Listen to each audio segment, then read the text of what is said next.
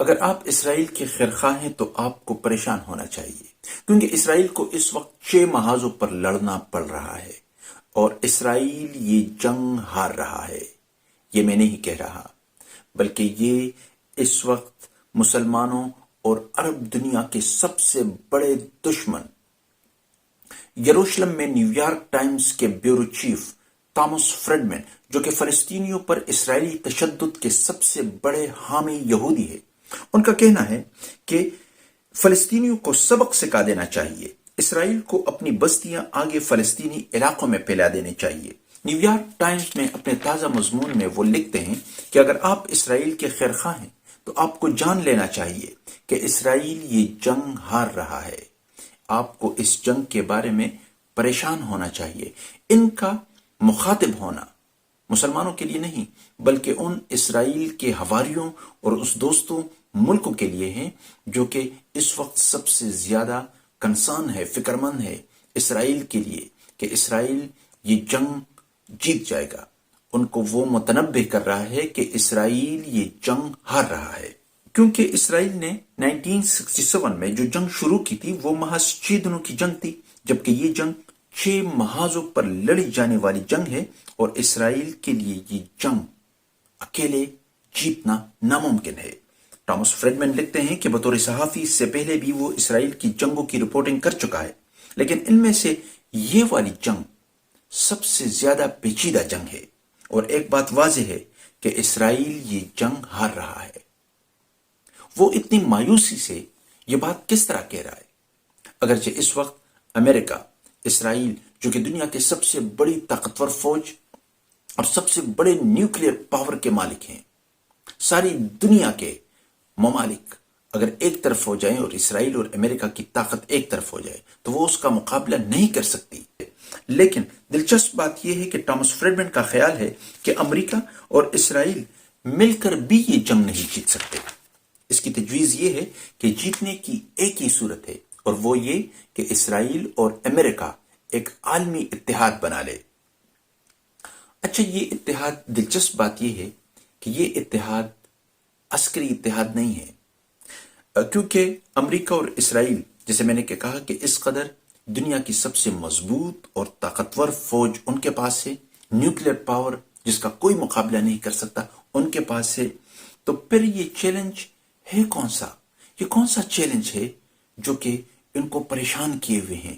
اچھا، یہ چیلنج مسلمان ممالک بھی نہیں ہے، مسلمان ممالک کی 80 لاکھ فوج بھی نہیں ہے، اقوام متحدہ بھی نہیں ہے، 57 ملکوں کی ایک آرگنائزیشن OIC وہ بھی ان کے لیے چیلنج نہیں ہے۔ تو پھر کون سا چیلنج ہے جس کی وجہ سے اسرائیل اور امریکہ یہ جنگ ہار رہے ہیں؟ تو سنیے، یہ چیلنج ہے social network, social media networks. یہ چیلنج اس لیے سب سے بڑا چیلنج ہے کہ اس وقت ساری دنیا میں سوشل میڈیا سے ابھرتا ہوا عوامی شعور جس نے عالمی سطح پر رائے عامہ کو ہلا کر رکھ دیا، سوشل میڈیا اور عوامی سطح پر بڑھتے شعور نے اسرائیل کے لیے سب سے بڑا خطرہ پیدا کر دیا ہے۔ ٹامس فریڈمن نے سوشل میڈیا اور سمارٹ فونز کو تیسرا محاذ قرار دیا ہے۔ وہ لکھتے ہیں کہ اسرائیل نے غزہ پر سب سے بڑا حملہ کیا ہوا ہے، لیکن فلسطینی اس کے باوجود قدم جما کر مزاحمتی دیوار بن کر کھڑے ہیں، اور اسرائیل حملے پہ حملہ کر رہے ہیں، لیکن اس کے باوجود وہ ایک اعتماد کے ساتھ کھڑے ہیں۔ یہ کون سی آخر ایسی طاقت ہے؟ تو یہ وہ طاقت ہے سوشل میڈیا کی، ٹویٹر، انسٹاگرام، فیس بک، یہ سارے وہ نیٹ ورک ہیں جس کی وجہ سے اسرائیل یہ جنگ ہار رہا ہے۔ اچھا، وہ لکھتے ہیں کہ سوشل میڈیا نیٹ ورکس اور سمارٹ فونوں کی مہربانی سے اب کچھ بھی خفیہ نہیں رہا، اور ہم ہر ابھرتی ہوئی سرگوشی کو سن رہے ہیں۔ فریڈمن لکھتے ہیں کہ چوتھا محاذ انٹلیکچوئل سٹرگل ہے۔ امریکہ کے کالج کیمپسز میں اسرائیل کے یہودی مورد الزام اسرائیل کو لگا رہے ہیں۔ اچھا، اسرائیل کو دفاع کا حق نہیں۔ اچھا، فلسطینی ایک بہت بڑی مزاحمتی دیوار بن کر کھڑے ہیں، بلکہ سمندر کے راستے اسرائیل کے ساحلی شہر پر جوابی حملہ بھی حماس نے کیا ہوا ہے تاکہ اسرائیل مخالف محاذ کو کھول سکے، اور وہ محاذ کھل چکے ہیں اور اسرائیل مخالف فوجیں اکٹھی ہو رہی ہیں۔ چیلنج ہے social media, universal networks, بیانیہ تشکیل پا رہا ہے، ڈیجیٹل نیریٹو بن رہا ہے۔ اس وقت سوشل میڈیا ہی وہ واحد طاقت ہے جو کہ آپ کو بتا رہا ہے کہ صحیح کیا ہے اور غلط کیا ہے، اچھا کون ہے اور برا کون ہے۔ اگر آپ ایک طرف دیکھیں تو دنیا کی ساری میڈیا امریکہ کے کنٹرول میں ہے، اسرائیل کے کنٹرول میں ہے۔ جتنی میڈیا ہے، جتنا طاقت ہے میڈیا میں، وہ سب اسرائیل اور امریکہ کے زیر انتظام کام کر رہے ہیں، لیکن وہ کون سا طاقت ہے جو اس کے گرفت میں نہیں ہے، اور وہ ہے سوشل میڈیا۔ اس وقت نیو یارک میں اسرائیل کے یہودی وہ اسرائیل کے خلاف احتجاج کر رہے ہیں۔ انہوں نے شرٹس پہنے ہوئے ہیں ناٹ ان آور نیم، اس میں وہ احتجاج کر رہے ہیں۔ دنیا بھر کے کافر، عیسائی، یہودی اس کے خلاف احتجاج کر رہے ہیں۔ تو یہ شعور کون پیدا کر رہا ہے؟ یہ طاقت حماس کو، مسلمانوں کو، فلسطینیوں کو کون دے رہا ہے؟ سوشل میڈیا، کیونکہ ساری دنیا اس کے مخالف ہو چکی ہے، لیکن سوشل میڈیا پہ نہ تو اسرائیل کا کنٹرول ہے اور نہ ہی امریکہ کا کنٹرول ہے۔ تو صاحبو، میرے اس ولاگ کا، اس سارے قصے کا مقصد صرف ایک ہی ہے کہ صاحبو لکھیے، مظلوم کے حق میں لکھیے، انصاف کے لیے لکھیے، انٹرنیشنل لا کے مطابق فلسطینیوں کے جائز حقوق کے لیے لکھیے۔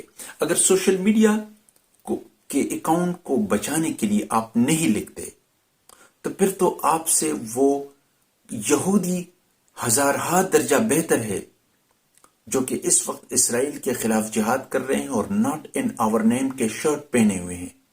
آپ اس گونگے شیطان کی طرح ہیں۔ اگر آپ سوشل میڈیا پہ بھی احتجاج نہیں کر رہے، آپ وہ گونگے شیطان ہیں جو کہ اسرائیل کے سہولت کار بنے ہوئے ہیں۔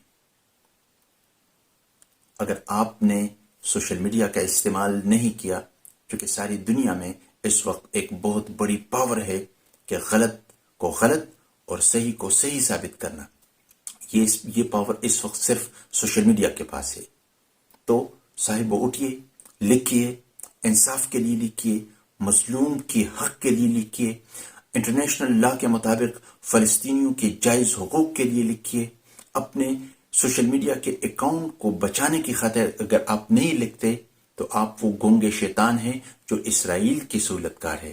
آپ سے تو وہ یہودی ہزارہا درجہ بہتر ہے جو کہ ناٹ ان آور نیم کے شرٹس پہن کر نیو یارک میں اسرائیل کے خلاف احتجاج میں شریک ہیں، ان کے خلاف آواز اٹھا رہے ہیں کہ بند کرو یہ ظلم فلسطین پر، بند کرو یہ ظلم فلسطین کے مسلمانوں پر۔ تو اٹھیے، لکھیے، استعمال میں لائیے، سوشل میڈیا کو استعمال کریں اپنے جائز حقوق کے لیے، مسلمانوں کے جائز حقوق کے لیے، اور فلسطین کے حق کے لیے آواز اٹھائیے، اور گونگے شیطان مت بنیے جو کہ اسرائیل کے سہولت کار کے طور پر کام کر رہے ہو۔